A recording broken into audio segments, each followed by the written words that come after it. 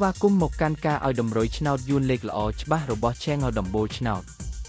ថ្ងៃនេះ Admin មានលេខល្អៗសម្រាប់ចែកជូនដល់ពុកម៉ែបងប្អូនយកទៅផ្សងសំណាងសម្រាប់ឆ្នោតយួនថ្ងៃទី28ខែមេសាឆ្នាំ2026មុននឹងឈានដល់ការឲ្យតម្រុយឆ្នោតខ្ញុំបាទសូមចិត្តពុកម៉ែបងប្អូនមេត្តាជួយ Like Subscribe Comment និងដាក់សញ្ញាកណ្ដឹងឲ្យ Admin ម្នាក់មួយផងដើម្បីជាការលើកទឹកចិត្តក៏ដូចជាដើម្បីតាមដានវីដេអូតម្រុយឆ្នោតថ្មីៗផងដែរឥឡូវកុំឲ្យខាតពេលយូរតោះយើងទៅតាមដានតម្រុយឆ្នោតយួនទាំងអស់គ្នាចំពោះឆ្នោតពីរលេខគឺមានលេខ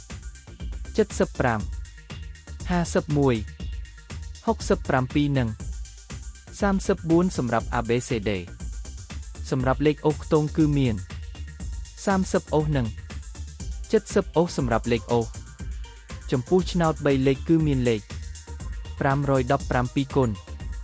155គុណនិង518គុណ